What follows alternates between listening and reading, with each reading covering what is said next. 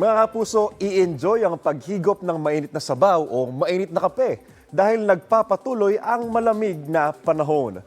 Kaninang alas 2 ng madaling araw nakapagtala ang Pag-asa ng 13.4 degrees Celsius na lamig sa Baguio City, 19.2 degrees Celsius naman sa Tanay Rizal, 21 degrees Celsius sa Tuguegarao City, Cagayan at dito sa Quezon City, habang 22.6 degrees Celsius naman ang temperatura sa Basco, Batanes. Apektado pa rin ng hangin amihan ng buong Luzon at Visayas, ayon po yan sa Pag-asa, habang Shilay naman ang umiiral sa eastern section ng Mindanao. Dahil sa amihan, maalon po ngayon at delikado sa maliliit na sasakyang pandagat ang pumalaot sa mga dagat sakop ng Cagayan Valley Region. Kasama po dyan ang Isabela, Aurora, Quezon, kasama po ang Polillo Islands, Catanduanes, Northern Samar, Eastern Samar, Surigao del Norte, Surigao del Sur, Davao Oriental, at maging na rin sa Babuyan Group of Islands, Batanes at Ilocos Norte, kasama ang Bocas Islands.